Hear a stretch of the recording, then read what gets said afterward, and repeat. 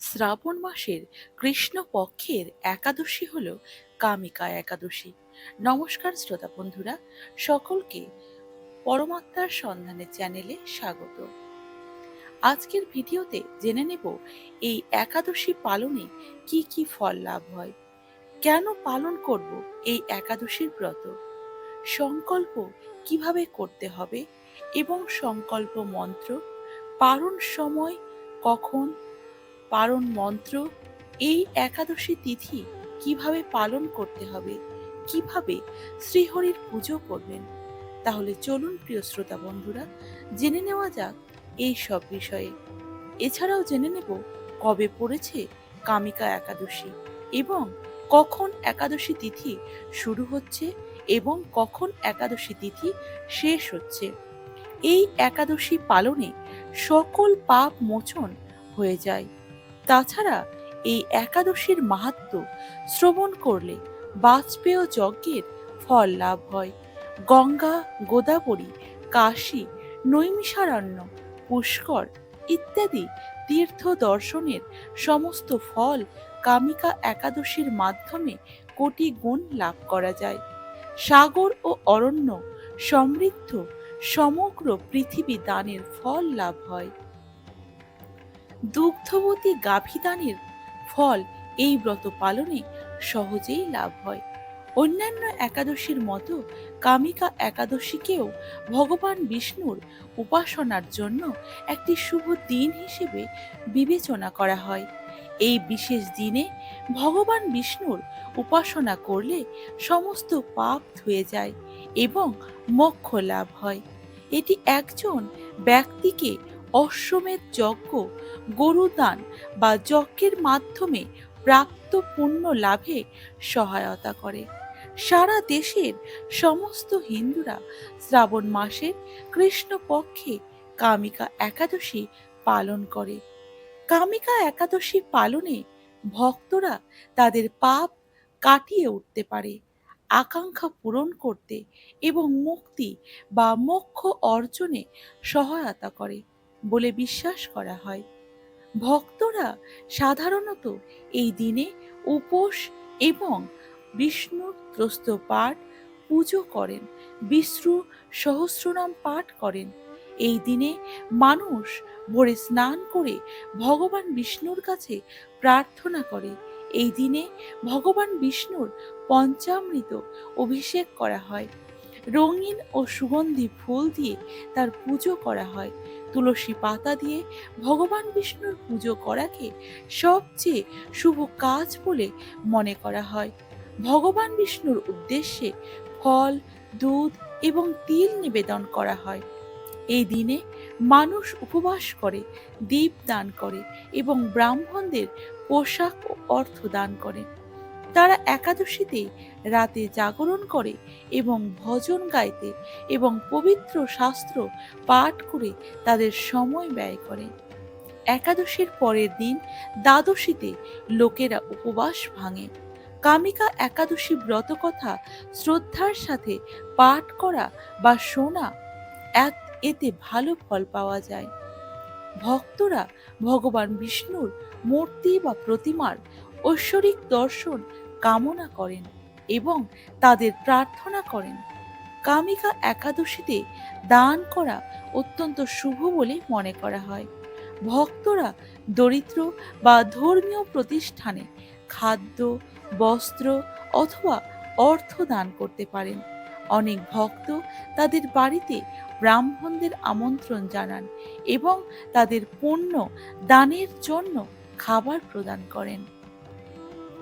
বিভিন্ন তীর্থস্থান পরিদর্শন এবং তীর্থস্থানে স্নান করা এই দিনটি পালন করা হয়।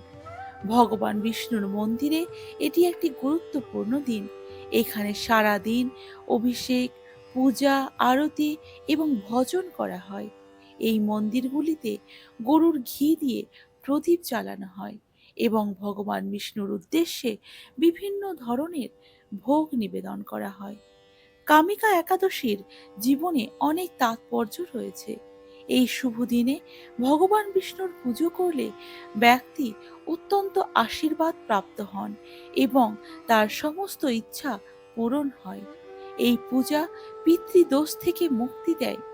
এটি সমস্ত পার্থিব আকাঙ্ক্ষা থেকেও মুক্তি দেয় এবং মোক্ষ অর্জনে সাহায্য করে।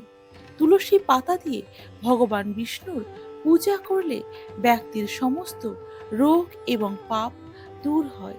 এটা বিশ্বাস করা হয় যে ব্যক্তি এই দিনে উপবাস করে এবং জাগরণ করে সে কখনো মৃত্যুর দেবতা যমরাজের ক্রোধ অনুভব করবে না। যে সকল ব্যক্তি ব্রহ্ম হত্যা, ভ্রূণ হত্যা কিংবা তার থেকেও বেশি পাপ পূর্ণ সাগরে নিমজ্জিত থাকে তাদের কামিকা একাদশী ব্রতের মাধ্যমে সহজেই সমস্ত পাপ ভস্মীভূত হয়ে যায়। নিষ্ঠা সহকারে এই একাদশী পালন করলে শ্রীহরির কৃপায় তার সকল পাপ বিনষ্ট হয় এবং বিষ্ণু লোকে স্থান হয়ে থাকে। সেই সঙ্গে জেনে রাখা উচিত কেন আমরা একাদশী ব্রত পালন করব। একাদশীর ব্রত মাহাত্ম্য কি? একাদশী করলে যে কেবলমাত্র নিজের জীবনের সদ্গতি হয় তা কিন্তু নয়। একাদশী ব্যক্তির প্রয়াত পিতা মাতা যদি নিজ কর্মদোষে নরকবাসী হন তবে সে পুত্রই পিতা মাতাকে নরকের হাত থেকে উদ্ধার করতে পারবে। একাদশীতে অন্ন ভোজন করলে ব্যক্তি যেমন নরকবাসী হয় তেমনি অন্যকেও অন্ন ভোজন করালে নরকবাসী হয়। কাজেই একাদশী ব্রত পালন করা আমাদের সকলের কর্তব্য। একটি খাদ্য শস্যের মধ্যে 4 ধরনের পাপ থাকে: মাতৃহত্যার পাপ, পিতৃহত্যার পাপ, ব্রহ্ম হত্যার পাপ, গুরু হত্যার পাপ। আমরা মাত্র একটি দানা নয়, প্রতি গ্রাসে হাজার হাজার দানা ভক্ষণ করে থাকি। সুতরাং ভেবে দেখতে হবে যে পাপ কাজ আদৌ করিনি, সেই পাপ কাজের ভাগীদার আমাকেই হতে হবে। বিভিন্ন পুরাণে একাদশী মহাব্রত সম্পর্কে বলা হয়েছে। সকল পুরাণে মুনিদের এই নিশ্চিত মতামত যে একাদশীতে উপবাস করলে সকল পাপ থেকে মুক্তি লাভ হয়, এতে কোনো সন্দেহ নেই। এটি বলা হয়েছে ব্রহ্ম বৈবর্ত পুরাণে। একদা শ্রী যমরাজ ব্রাহ্মণকে বলেছেন, হে ব্রাহ্মণ, যাদের পুত্র ও পৌত্র একাদশী ব্রত করে আমি শাসনকর্তা যম হয়েও বিশেষভাবে তাদের কাছে ভীত হই। যারা একাদশী ব্রত পরায়ণ সেই মহাত্মারা বলপূর্বক স্বীয় শত পুরুষ উদ্ধার করেন। এটি বলা হয়েছে পদ্ম পুরাণে। যে মানুষ একাদশীর দিন শস্যদানা গ্রহণ করে সে তার পিতা, মাতা, ভাই এবং গুরু হত্যাকারী, এবং সে যদি বৈকুণ্ঠ লোকে উন্নীত হয় তবুও তার অধঃপতন হয়। বিধবা না হলে শাস্ত্র অনুসারে একাদশী ব্রত পালন করার প্রথা শ্রী চৈতন্য মহাপ্রভু প্রবর্তন করেছিলেন। শ্রী চৈতন্য চরিতামৃত আদি লীলায় এটি বলা হয়েছে। বিধবা নারী এবং তেজস্বী যদি একাদশী ব্রত না করে তাহলে প্রণয়কাল পর্যন্ত তাদের অন্ধকারময় নরকে পচে মরতে হয়। এটি বলা হয়েছে শারদীয় পুরাণ। বিধবা রমণী একাদশীতে আহার করলে তার সর্বপ্রকার সুকৃতি নষ্ট হয় এবং দিন দিন তার ভ্রূণ হত্যা পাপের অপরাধ হয়। এটি বলা হয়েছে কাত্যায়ন সংহিতায়। যিনি একাদশী ব্রত পরিত্যাগ করে অন্য ব্রতের উপাসনা করেন তার হাতে মহামূল্যবান রত্ন পরিত্যাগ করে লোহা যাচনা করা হয়। এটি বলা হয়েছে তত্ত্বসাগরে। তাহলে কেন আমরা জেনে শুনে পাপ কর্ম করছি? যে সকল ভক্তবৃন্দরা একাদশী মহাব্রত পালন না করে যে সকল পাপ করছেন তা থেকে নিজেকে বিরত রাখুন। সকল ভক্তবৃন্দ সঙ্গে একসাথে একাদশী মহাব্রত পালন করা উচিত এবং আমাদের এই দুর্লভ মানব জীবনকে সার্থক করা উচিত। শ্রোতা বন্ধুরা, এবার জেনে নেওয়া যাক কামিকা একাদশীর মাহাত্ম্য কি এবং এই একাদশী পালনে কি কি ফল লাভ হয়। ব্রত শ্রেষ্ঠ একাদশী শ্রীহরির অত্যন্ত প্রিয়। কৃষ্ণ ভক্তি লাভই শ্রী একাদশী ব্রতের মুখ্য ফল। তবে আনুষাঙ্গিক রূপে স্বর্গ ঐশ্বর্য লাভ হয়ে থাকে। কামিকা একাদশীর মতো পবিত্র পাপ নাশক শ্রেষ্ঠ ব্রত আর এই জগতে নেই। কামিকা একাদশী ব্রত পাপ নাশক এবং মহাপুণ্য ফলদায়ী। সমস্ত তীর্থ ভ্রমণের কোটি গুণ ফল লাভ হয়। সাগর ও অরণ্য সমৃদ্ধ সমগ্র পৃথিবী দানের ফল লাভ হয়। দুগ্ধবতী গাভী দানের ফল এই ব্রত পালনে সহজেই লাভ হয়ে থাকে। যেসব ব্যক্তিগণ ব্রহ্ম হত্যা, ভ্রূণ হত্যা কিংবা তার থেকেও বেশি পাপ পূর্ণ, তাদের কামিকা একাদশী ব্রতের মাধ্যমে সহজেই সমস্ত পাপ ভস্মীভূত হয়ে যায়। পরবর্তী জীবনে নিম্নজনী অর্থাৎ পশু জীবন প্রাপ্ত হয় না এবং মনুষ্য শরীর সুনিশ্চিতভাবে প্রাপ্ত হয়। কামিকা একাদশী ব্রতে তুলসী পত্রে শ্রীহরির পূজায় কৃষ্ণ ভক্তি লাভ হয়। রাত্রি জাগরণ করে যিনি এই ব্রত পালন করেন তিনি কখনো দুঃখ দুর্দশাগ্রস্ত হন না। ব্রত মাহাত্ম্য কেবল শ্রবণেই বাজপেয় যজ্ঞের ফল লাভ হয়। তাছাড়া যিনি এই ব্রত মাহাত্ম্য শ্রদ্ধা সহকারে পাঠ অথবা শ্রবণ করবেন তিনি সর্বপাপ থেকে মুক্ত হয়ে বিষ্ণুলোকে গমন করবেন। শ্রোতা বন্ধুরা, এবার জেনে নেব কামিকা একাদশীর সংকল্প কিভাবে করতে হবে এবং সংকল্প মন্ত্র।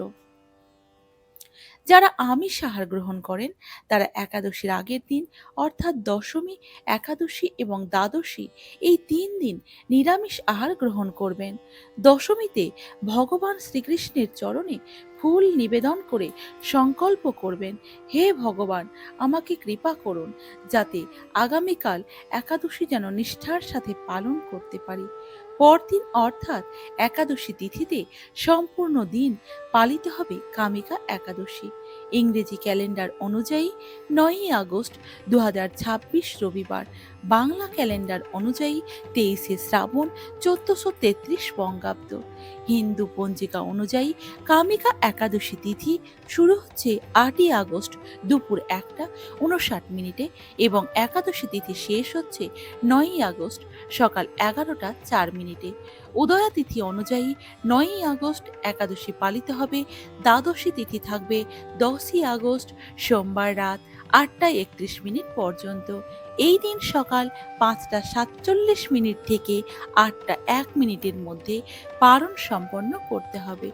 মনে রাখবেন, একাদশীর দিন ভোরে অর্থাৎ ব্রহ্ম মুহূর্তে শয্যা ত্যাগ করে স্নান সেরে শুচিশুদ্ধ হয়ে শ্রীহরির মঙ্গল আরতিতে অংশগ্রহণ করতে হয়। শ্রীহরির পাদপদ্মে প্রার্থনা করতে হয়, হে শ্রীকৃষ্ণ, আজ যেন এই মঙ্গলময়ী পবিত্র একাদশী সুন্দরভাবে পালন করতে পারি, আপনি আমাকে কৃপা করুন। ভগবান শ্রীকৃষ্ণের সম্মুখে অবশ্যই সংকল্প মন্ত্র পাঠ করে সংকল্প নিতে হয়। সংকল্প মন্ত্রটি হল একাদশাম নিরাহারেও স্থিতা অহম অপরিহানি ভক্ষামি পুণ্ডরিকাক্ষম শরণম মে ভবচ্যুত। এই মন্ত্রটি ৩ বার পাঠ করতে হবে। অর্থাৎ, হে পুণ্ডরিকাক্ষ, হে অচ্যুত, একাদশীর দিন উপবাস থেকে এই ব্রত পালনের উদ্দেশ্যে আমি আপনার শরণাপন্ন হচ্ছি। কামিকা একাদশীর পারণ। কামিকা একাদশীর ঠিক পরদিন সকালে পারণ সম্পন্ন করতে হবে নিচে উল্লেখিত ঠিক পারণ মুহূর্তের মধ্যে। পশ্চিমবঙ্গ সকাল ৫টা ৪৭ থেকে ৮টা ১ মধ্যে।